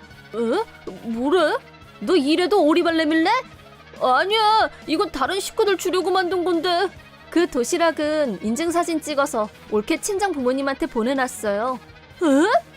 나는 오빠가 출근한 후 도시락 인증사진을 엄마한테 보냈고 엄마가 올케 친정 부모님한테 전송했다. 점심시간에 안사돈한테서 여기로 오겠다고 연락이 왔었다. 곧 도착할 시간 다 됐으니까 조금만 기다려. 우리 엄마가요? 우리 집은 여기서 기차로 3시간이나 걸리는 데인데. 그때 마침 띵동하고 초인종이 울렸고 문을 열자 역시나 올케 친정 부모님이 서 계셨다. 올케 부모님은 우리 가족을 향해 몇 번이나 머리를 숙여 사과하셨고 작은 선물을 내밀었다. 다시는 이런 짓 못하게 제가 가정교육을 다시 시키겠습니다. 어서 따라 나와. 사람 되기 전엔 집에서 한 발자국도 못 나올 줄 알아. 각오해. 그게 무슨 말이야? 올케 부모님은 어리둥절해하는 올케 뒷덜미를 잡아채고는 그대로 끌고 나가서 뒤도 보지 않고 걸어가셨다. 아이와 올케를 억지로 차에 태우자 올케는 성질을 내면서 미친 듯이 소리쳤지만 그 소리는 점점 작아졌을 뿐 오빠는 개면쩍은 얼굴로 미안하다고 했지만 우리 넷 반응은 싸늘했다. 다음날 이번에는 오빠를 집에서 내보내고 다시 아들 짐을 원위치 시킨 후 우리는 원래 우리의 생활로 돌아갔다.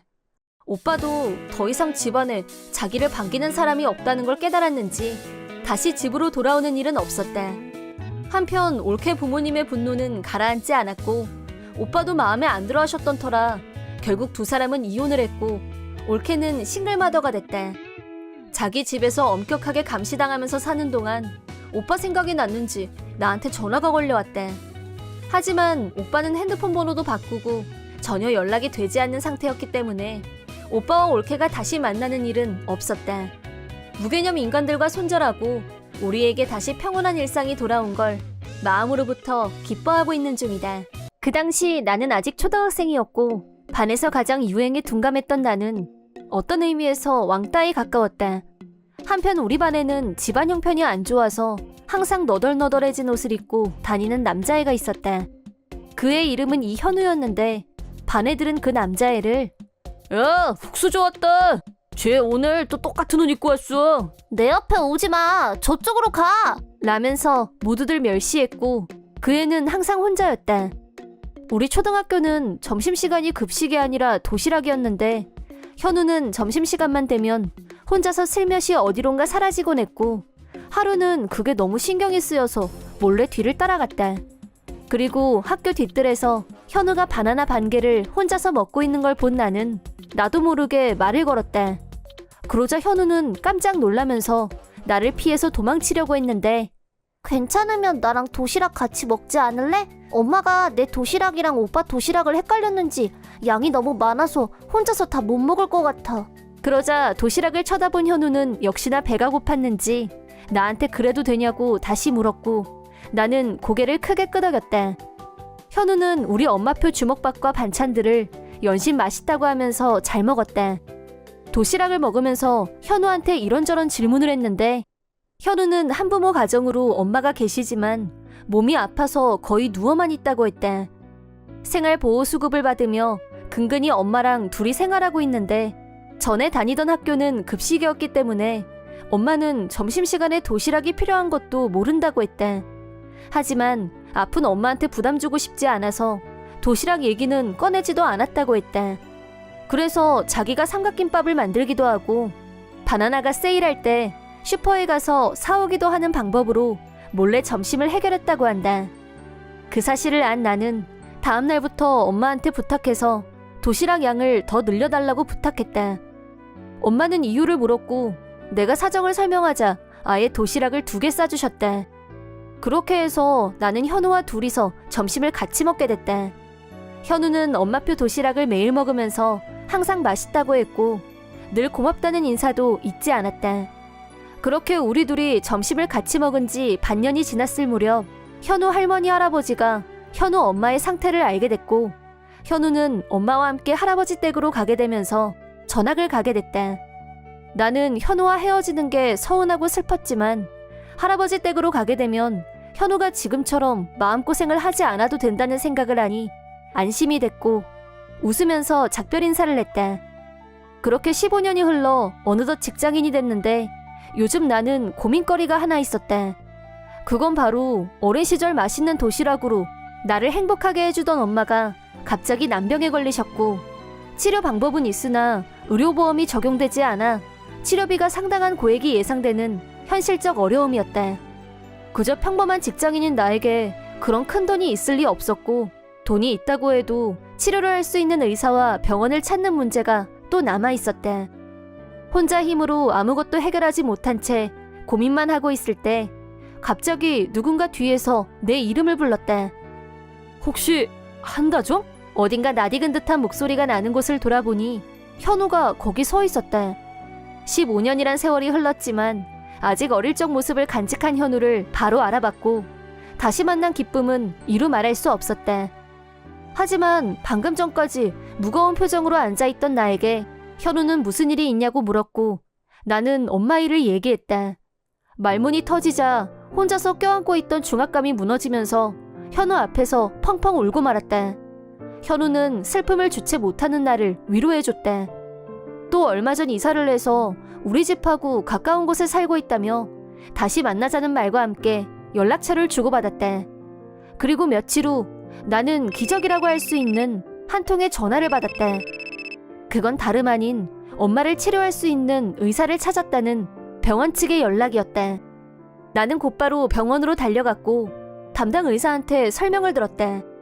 난병 환자인 엄마를 치료해줄 의사가 나타난 건 기쁜 일이었지만 두려운 마음으로 치료비를 물어보자 돈은 필요 없다는 대답이 돌아왔다. 어떻게 그런 일이 있을 수가 있냐며 놀라서 묻고 있을 때 누군가 노크를 하면서 들어왔고 놀랍게도 내가 아는 현우였다. 어떻게 여기에 현우가 있는지 너무 놀라서 말도 못하고 있었는데 담당 의사가 바로 이분이 어머니 치료를 담당할 의사분이라고 소개하는 말을 들었고 정말 연속해서 놀랄 일만 일어났다. 이게 실화인 건지 아까부터 너무 놀라기만 해서 멘붕이었던 나에게 현우는 독대를 하면서 차분히 하나하나 설명해줬다. 우선 현우는 할아버지 댁으로 내려간 후 열심히 공부해서 장학금을 받으며 의대를 졸업했다고 한다. 생각해보니 현우는 반에서 왕따이긴 했지만 시험만 보면 항상 좋은 점수를 받는 우등생이었다.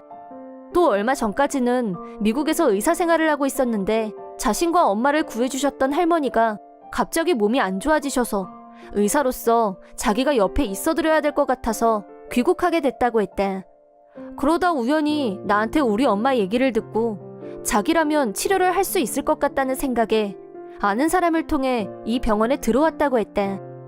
이런 기적 같은 운명에 한없이 감사할 따름이었지만 치료비가 안 든다는 말은 무슨 뜻인지 다시 물어봤다. 엄마 병은 보험 적용이 안 돼서 막대한 치료비가 든다고 들었는데 갑자기 필요 없다고 해서. 네 어머니는 나한테 은인이셔. 이제야 은혜를 갚을 수 있게 돼서 오히려 내가 감사해. 이 병원은 내 친구 집안이 경영하는 병원이라서 내가 여기 근무하는 조건으로 어머니 치료비 문제를 해결해 주기로 했어. 정말 그래도 되는 거야? 물론이지. 내가 반드시 네 어머니 병 낫게 해드릴 거야.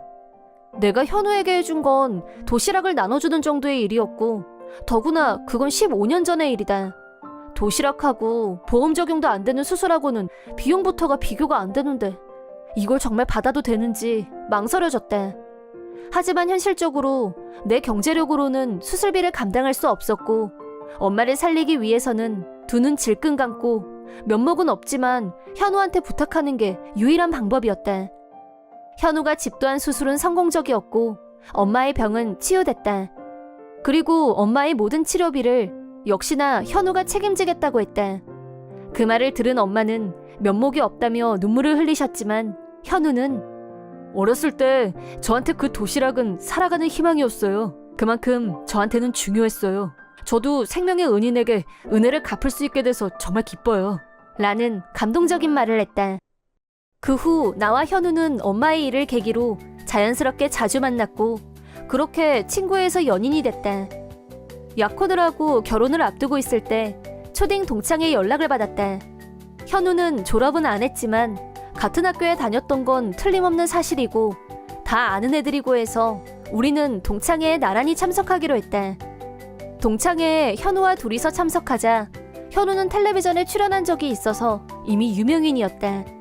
반 애들은 유명인하고 인증사진을 찍어야 된다면서 서로 옆에 앉겠다고 난리도 아니었다. 그 중에는 그때 당시 현우를 멸시하고 왕따시키던 애들도 있었다. 그랬던 여자애들이 이제는 현우한테 잘 보여서 어떻게 해보려고 노골적으로 나오자 현우가 나 약혼녀 있어 라면서 나를 애들한테 소개했다. 그러자 현우 못지않게 혼자 놀던 내가 지금은 신의 손이라 불리는 유명 의사가 된 현우의 약혼녀란 사실에 여자애들 전체가 급 충격을 받았다. 헐, 존재감 제로였던 애가 현우랑 내가 찍었었는데. 라고. 솔직히 그때 현우를 깔보던 애들한테 당당히 현재 현우 모습을 보여주고 싶었기 때문에 속이 뻥 뚫리는 기분이었다. 얼마 후 우리는 결혼식을 올렸고 그리고 얼마 지나지 않아서 아이를 갖게 됐다. 몸이 약하셨던 현우 어머니, 이젠 시어머니와 만났을 때 그땐 내가 현우를 돌볼 여력이 없어서 정말 감사하다는 말밖에는 할 말이 없구나. 고마웠다. 라고 인사하셨다. 우리 부모님도 성인이 된 우리가 다시 만나서 이런 인연이 될 줄은 꿈에도 몰랐었다며 살다 보니 이런 기적이 정말 일어나는구나 하면서 모두들 감격스러워했다. 누구보다 놀라고 감격한 건 바로 내가 아닐까 싶다. 현우 어머니도 꾸준히 치료를 받고 나서 이제는 많이 좋아지셨기 때문에 안심이다. 10달이 지나 나는 무사히 건강한 아이를 낳았다.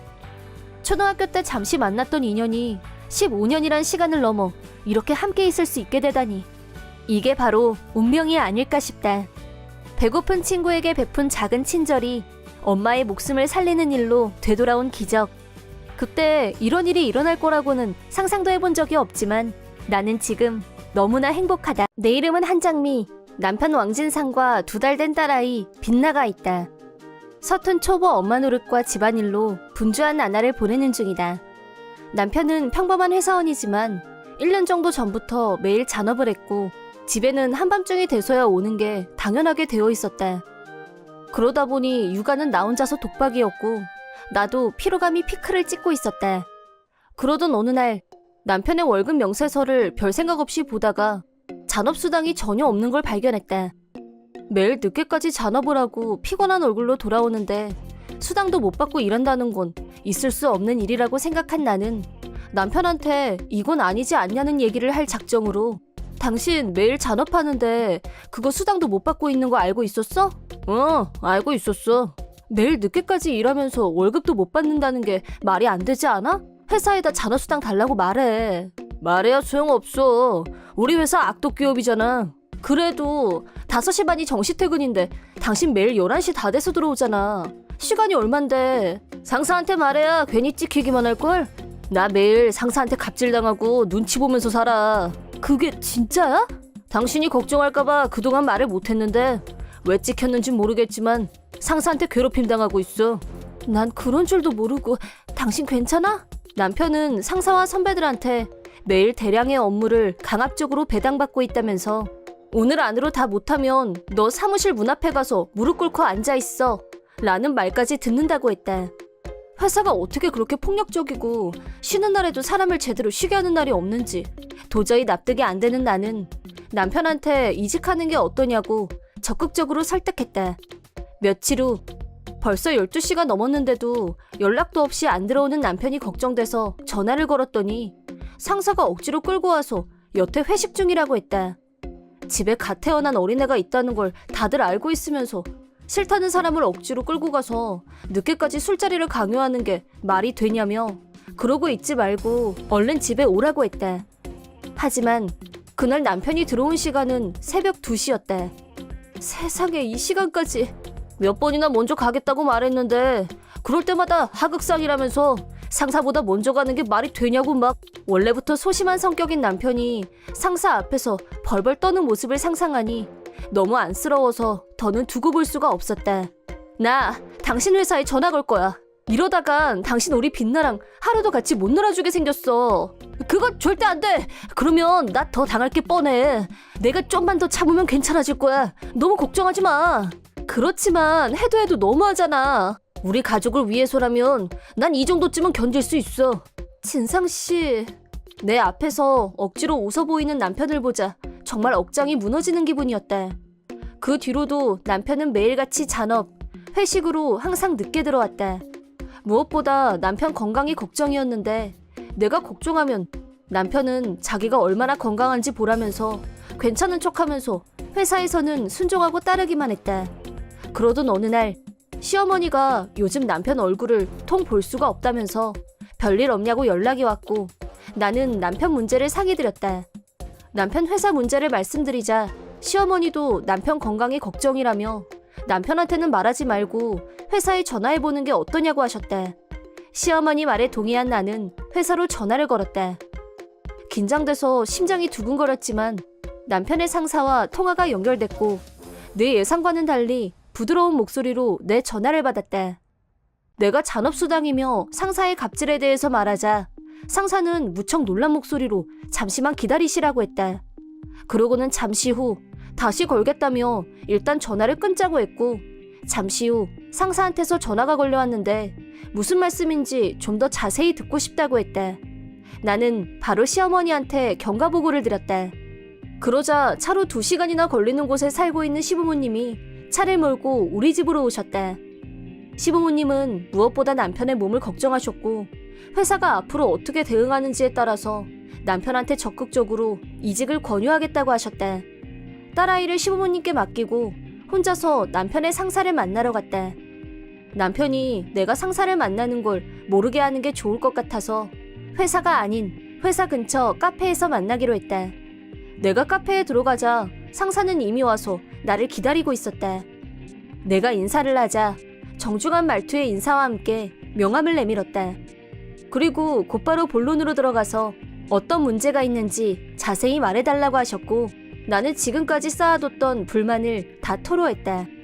그러자 과장님은 말하기 곤란한 듯 무거운 표정으로 말씀을 시작했다. 실은 말입니다. 저희 회사는 본사 방침에 따라 원칙적으로 잔업이 금지되어 있습니다. 왕진상구는 지금까지 잔업을 한 적도 없고 상사나 선배들한테 갑질을 당한 적도 없는 걸로 알고 있습니다. 네? 그럼 매일 정시에 퇴근하기 때문에 당연히 잔업수당은 없는 거고요. 그럼 남편이 저한테 거짓말을 했다는 말씀이신가요? 네, 결론적으로는. 그리고 한 가지 더. 뭔데요? 말씀드리기 힘든 얘긴데 실은 최근에 왕진상군에 대한 이상한 루머가 사내에 돌고 있습니다. 이상한 루머요? 네, 저희 회사 한 여직원하고 불륜관계를 맺고 있다는 익명의 제보가 몇 건 접수된 상황입니다. 불륜 관련 제보라 회사 입장에서도 무시할 수 없는 문제라고 판단하고 조사를 시작했는데. 거기까지 말을 마친 남편의 상사는 사진을 보여줬다. 사진 속의 남편은 젊은 여자의 손을 잡고 아파트로 들어가고 있었다. 그 사진 한 장으로 남편이 잔업이라고 나를 속이면서 사실은 매일같이 불륜녀 집에 가서 늦게 들어왔다는 걸 알게 됐다. 멀쩡한 기업을 악덕 기업으로 만들어서 나를 속이고 배신했다는 걸 안 순간 분노와 슬픔이 한데 엉켜서 북받쳤고 그만 엉엉 울어버리고 말았다. 우리 딸 태어난 지 2달밖에 안 됐어요. 그런데 어떻게 딴 여자를... 그러게 말입니다. 말도 안 되죠. 이 사진은 익명으로 사장님 앞으로 온 사진인데 부인께도 공유하겠습니다. 혹시 앞으로 필요한 일이 있을 수도 있으니까요. 내 입장을 안쓰럽게 여긴 과장님한테 사진을 받아들고 집으로 들어왔고 아무것도 모르고 있는 시부모님은 걱정스러운 얼굴로 나를 맞이했다. 사진을 보여드리면서 내가 과장님한테 들은 얘기를 그대로 전해드리자 시어머니는 눈물을 보였고 시아버지는 나한테 계속 미안하다면서 남편한테 분노를 터뜨렸다. 시아버지는 남편한테 전화해서 당장 집에 오라고 소리를 지르셨고 사태가 심상치 않다는 걸 감지했는지 남편이 득달같이 집으로 왔다. 남편이 들어왔을 때 나는 이미 짐을 다 챙겼고 집에서 나갈 준비를 거의 마친 상태였다. 근데 아버지 어머니가 갑자기 저희 집에 웬일이세요? 무슨 일 있어요? 그 순간 시어머니가 있는 힘껏 남편에게 따귀를 날렸다.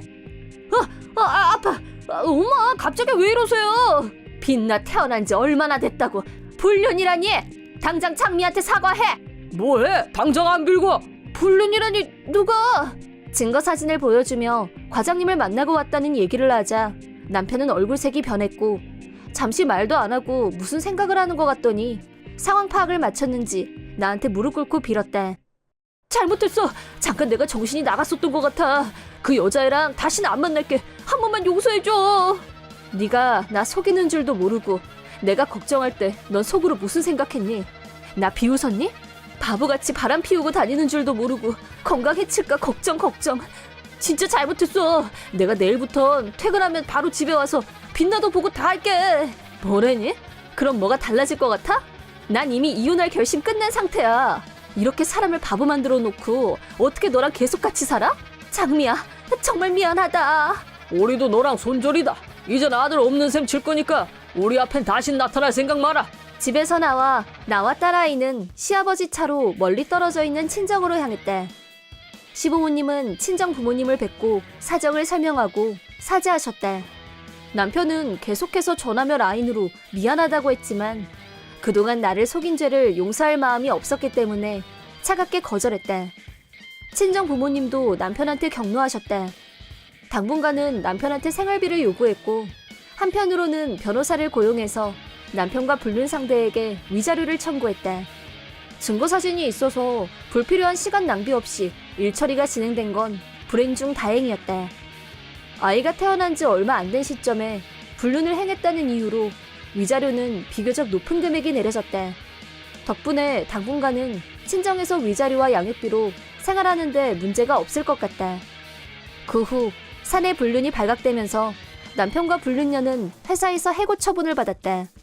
이미 예상하고 양육비를 일시불로 요구해서 받아냈기 때문에 남편의 해고가 나한테 미치는 영향은 없었다.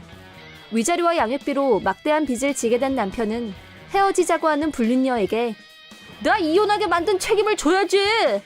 라면서 불륜녀에게 합의금을 요구했다는데 하지만 얼마 안 되는 합의금은 빚 갚는데도 모자랐고 지금은 일용직 노동을 하면서 힘들게 살고 있다고 한다. 나는 친정 부모님에게 아이 양육을 도움받으면서 몸도 마음도 추슬렀고 전보다 더 많이 웃으면서 딸아이와의 시간을 보내고 있다. 남편과 이혼하면서 오히려 육아 독박에서 벗어날 수 있게 된 나는 오직 딸아이와 나와 행복만 생각하면서 이 험난한 세상 씩씩하게 살아가리라 다짐해본다. 사이다 무비튼. 내 이름은 진지한 외국계 기업에 다니는 28살의 독신남. 얼마 전 회사에서 해외 발령을 받고 한국을 떠나 미국으로 막 건너왔다. 시기상으로 해외 발령은 나한테 최적기라고 할 수 있었다. 이유는 전 여친이 된 왕재숙에게 차이고 난 직후였기 때문. 왕재숙과는 1년 전부터 사귀기 시작했고 4살 연하여서 그랬는지 오빠 하면서 애교를 부리면 해달라는 건 다 해줄 수밖에 없었다. 왕재숙은 질투심이 장난이 아니었는데 내가 회사 사람들하고 회식만 몇 번 연속으로 해도 여자들도 있었어? 설마 바람 피운 거 아니지? 라며 과잉 반응을 보였다. 불안해하는 왕재숙을 빨리 안심시켜주기 위해 사귄 지 1년 된 날을 기념해서 프로포즈를 결심, 반지를 고르고 고급 레스토랑을 예약하고 만반의 준비를 마친 후 기념일을 맞이했다. 두근거리는 마음으로 레스토랑 앞에서 기다리고 있자 이미 기분이 한껏 업된 상태로 나타난 왕재숙이 나를 향해 손을 흔들었다. 우와 대박! 나 이렇게 좋은 레스토랑 태어나서 처음 와봐! 라며 좋아하는 왕재숙. 그 모습을 보며 긴장이 누그러졌다. 코스 요리를 먹고 난 후 가볍게 와인을 마시다가 이때다 싶어서 왕재숙에게 반지를 내밀면서 나하고 결혼해줘 라고 눈을 보며 말했는데 왕재숙은 헉! 진심이야? 이건 아닌데 이런 중요한 일을 지금 당장 어떻게 정해? 생각할 시간 조금만 줘 라고 했다. 재숙의 마음을 편하게 해주고 싶어서 결혼을 결심했던 나로서는 혼자서 너무 앞서간 게 아닌가 싶고 쥐구멍이라도 있으면 들어가고 싶었다. 그날 이후 나는 프로포즈에 대한 왕재숙의 답변을 하염없이 기다리는 꼴이 됐다. 하지만 한 달을 기다려도 왕재숙은 아무 답이 없었고 무슨 일이 있긴 했던 건가 싶을 정도로 아무 변화 없이 시간만 흘렀다. 그런 와중에 회사에서 갑자기 해외 발령 얘기가 흘러나왔다. 적임자로 거론된 사람들은 대부분 가족이 있었고 자녀 입시며 교육 문제가 걸려 있어서 해외 발령을 부담스러워하는 분위기라면서 독신인 내가 가줬으면 한다는 말을 들었다. 난데없이 해외 근무라니. 갑작스러운 제안에 그저 어안이 벙벙했다. 하지만 거절할 만한 이유도 없었고 2년 후에 국내 복귀를 약속받고 얼떨결에 승낙하고 말았다. 프로포즈 대답을 더는 기다릴 수 없는 상황에서 다시 한번 왕재숙에게 같이 미국에 가자는 말을 하기로 큰 결심을 했다. 다시 멋진 레스토랑을 예약한 나는 멋진 야경을 감상할 수 있는 이탈리안 레스토랑에서 분위기를 살피며 타이밍을 노렸다. 이번에도 코스 요리를 먹은 후 와인을 한 모금 마신 타이밍에 실은 회사에서 해외 발령이 내려왔는데 나랑 같이 미국에 가지 않을래? 라고 진지하게 진심을 담아 말했다. 그러자 왕재숙 입에서 싫어! 라는 전혀 예상 밖의 반응이 나도 모르게 아니 왜? 라고 다시 물었고 그거야. 진지한하고는 그런 사이로 만난 게 아니니까. 나 결혼하고 싶은 사람은 따로 있단 말이야. 라며 매우 난처하다는 입장을 표명했대. 그동안 나를 그렇게 어장관리했으면서 결혼하고 싶은 사람은 따로 있다니. 이게 말인지 반기인지. 멘붕이 와서 정신을 차리지 못하는 나에게 왕재숙은 착각도 너무 심하면 호러가 되네. 그만 끝내자. 라고 하길래 좋아 알았어. 그럼 지난번에 줬던 반지 돌려줘. 라고 하자 이번엔 왕재숙이 멘붕이 온 것 같았다. 그 반지는 나한테 준 건데 그걸 다시 내놓으라고 하는 건 좀 아닌 거 아닌가? 라고 하면서 나하고 눈도 마주치지 않으려고 하는 왕재숙을 보면서 순간적으로 감이 왔다. 나는 단도직입적으로 팔았니? 라고 물었다. 그러자 왕재숙은 그럼 어쩔 건데? 네가 준 거잖아. 그걸 팔든 말든 그건 내 자유지. 너랑은 그냥 엔조이한 거야. 라며 정색을 했다. 완전히 학을 뗀 나는 충격이 너무 커서 대꾸할 말도 못 찾고 계산을 한 후 혼자서 레스토랑을 나왔다. 그리고 왕재숙은 내 라인을 차단했고 완벽하게 연락이 두절됐다. 나는 우리가 진심으로 사랑하는 사이였다고 믿었었다. 그런데 다른 남자가 있었다니. 한동안 제정신으로 지내기 힘들었던 나는 최악의 상태로 혼자 외롭게 미국행 비행기에 올랐다. 미국에 도착한 후에는 낯선 환경에 적응하느라 실패와 좌절을 거듭하는 시련의 나날이었고 왕재숙을 떠올릴 여유조차 없었다. 냉정하게 판단해보니 결혼 전에 왕재숙의 막대먹은 실체를 알게 돼서 오히려 다행이었다는 생각을 하게 됐다. 그렇게 마음에 입었던 상처도 아물어갔고 일에만 전념, 실적도 올리고 좋은 평가를 남기기 위해 노력하기로 마음먹었다. 분주한 하루하루를 보내고 있던 어느 날 동료 중 한 명이 혼자 있는 나에게 소개해주고 싶은 여성이 있다면서 식사 자리를 마련했다. 셋이서 밥을 먹기로 하고 동료가 미리 예약해둔 레스토랑에 도착하자 금발머리, 하얀 피부의 여성이 내가 영어로 인사말을 건네자 그녀는 한국어로 안녕하세요. 저는 안나라고 해요. 라고 대답했다. 내가 깜짝 놀라자 안나는 할머니가 한국분이고 중학교 때까지 한국에서 자랐다고 자기소개를 했다. 동료는 내가 한국말을 할 수 있는 친구가 없는 게 외로워 보였다며 안나를 소개해줘야겠다고 생각했다고 한다. 그 후 우리는 둘이서 정기적으로 만남을 가졌고 조금씩 거리를 좁혀갔다. 안나는 전문 통역사로 일하고 있었고 나보다 2살 어리지만 왕재숙과는 달리 야무지면서 기가 세고 주관이 확실해 보였다. 하지만 단둘이 있을 때는 긴장을 놓아서 그런지 부드러운 여자로 변하기도 했다. 강인함과 부드러움을 넘나드는 모습에 끌리기 시작한 나는 어느 순간부터 안나가 특별한 존재로 변해갔다. 미국에서 지낸 2년간 나는 안나와 아무 장애물 없이 사랑을 키워갔다. 안나와의 행복한 시간은 꿈같이 흘러갔고 귀국 날짜가 점점 다가오고 있었다. 나는 왕재숙한테 차였을 때의 트라우마 때문에 안나한테 프로포즈하고 싶은 마음은 간절했지만 입안에서만 맴돌고 있었다. 자기 일에 강한 긍지를 갖고 있는 안나가 나를 따라서 한국에 오는 모습도 상상되지 않았다. 혼자서 속으로 끙끙 앓다가 귀국이 임박해진 시점에 겨우 마음을 굳혔고 안나에게 프로포즈하기로 결심했다. 그러던 어느 날 안나가 근사한 곳에 가서 디너를 하자고 했고 식사 중에 갑자기 진지한 얼굴을 하더니 나도 한국에 데리고 가 라고 돌직구를. 안나가 먼저 프로포즈를 하리라고는 꿈에도 생각하지 못했기 때문에 당황했지만 너무 감격한 나머지 그 자리에서 엉엉 울고 말았다. 그런 나를 보면서 안나는 여유있게 웃으며 우리 완전히 바뀐 거 알지? 라고 했다. 해외 근무가 끝나기 직전 약혼식을 마친 후 안나와 함께 귀국했다.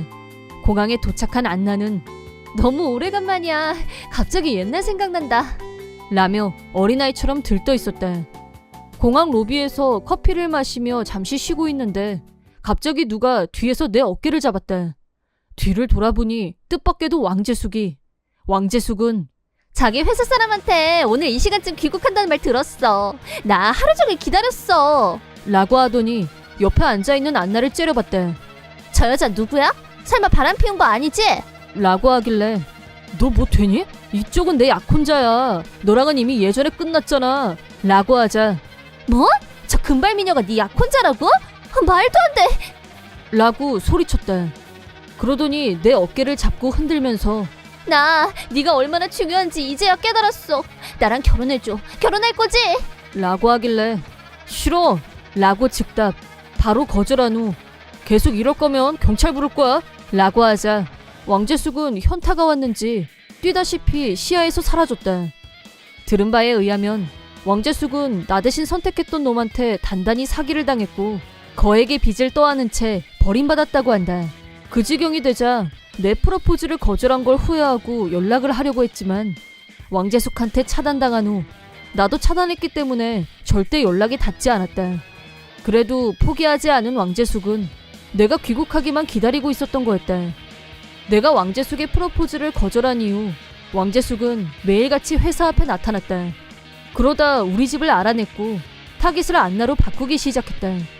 어느 날 우리 집 우편함에 이상한 벌레를 넣으려는 걸 발견한 나는 경찰에 신고했다. 왕재숙은 경찰에서 우리 근처에 다시는 얼씬거리지 말라는 엄중 경고를 들은 후로는 다시는 나타나지 않았다.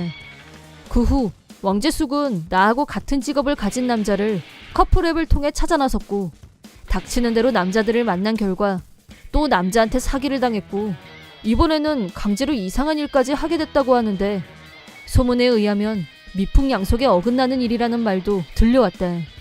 이미 나하고는 상관없는 사람의 일이지만 어쩌다 인생이 그렇게 전락했는지 안타까운 마음도 든다.